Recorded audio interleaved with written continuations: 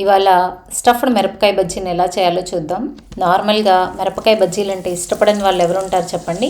అందుకనే ఈరోజు కొంచెం డిఫరెంట్గా, టేస్టీగా, చాలా యమ్మీగా, పిల్లలు ఎంతో ఇష్టపడేలాగా పనీర్ స్టఫ్డ్ మిరపకాయ బజ్జీని ఎలా చేయాలో చూద్దాం.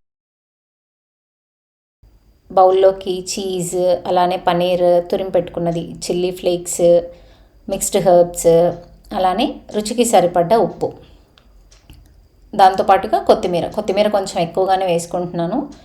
అంతా ఒకసారి ఇలా బాగా కలుపుకొని ఉప్పు సరిపోయిందా లేదా ఒకసారి చూసుకోవాలండి. ఇది మనం మిరపకాయ లోపల స్టఫ్ చేయడానికి యూస్ చేస్తాం. తర్వాత ఇలా బజ్జీ మిరపకాయలు తీసుకొని కొంచెం కింద చిన్న ముక్క కట్ చేసుకొని సెంటర్కి ఇలా కట్ చేయాలండి. తర్వాత లోపల సీడ్స్ ఉంటాయి కదా, అవి తీసేస్తున్నాను నేను. ఈ లావుగా ఉన్న మిరపకాయలు ఎందుకు తీసుకోమన్నానంటే, ఇదిగోండి ఇలా స్టఫింగ్ పెట్టేటప్పుడు చాలా ఎక్కువ స్టఫింగ్ ఉంటుంది. మనం బజ్జీ తినేటప్పుడు పన్నీర్ పంటికి బాగా తగులుతూ ఉంటుంది, టేస్ట్ కొంచెం డిఫరెంట్గా ఉంటుందని ఇలా చెప్పాను. ఇలా లావుగా ఉన్నవే ప్రిఫర్ చేయండి.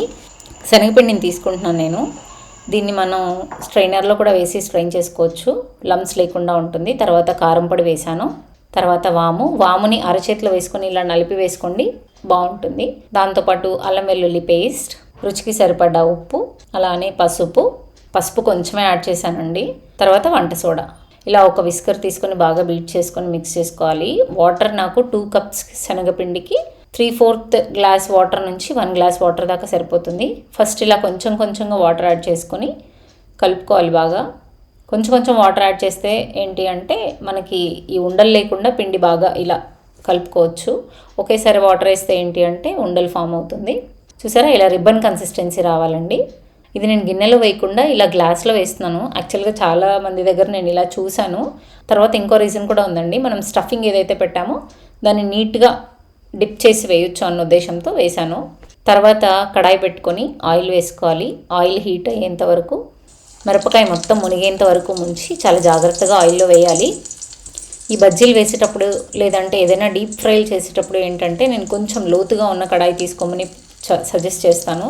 తర్వాత లో టు మీడియం ఫ్లేమ్ అడ్జస్ట్ చేసుకుంటూ కుక్ చేసుకోవాలండి బజ్జీలని, లేదంటే లోపల పిండి అలానే ఉండిపోతుంది. చూసారా, ఇలా గోల్డెన్ కలర్ వచ్చిన తర్వాత సర్వ్ చేసుకోవడానికి మన స్టఫ్డ్ మిరపకాయ బజ్జీ రెడీ అయిపోయింది. ఇవి పిల్లలు చాలా ఇష్టంగా తింటారు. దీన్ని మనం స్నాక్ టైంలో కానీ లేదంటే ఎలా ఉందో కామెంట్ చేయండి. అలానే నచ్చితే మీ ఫ్రెండ్స్ అండ్ ఫ్యామిలీకి కూడా షేర్ చేయండి. Thank you so much.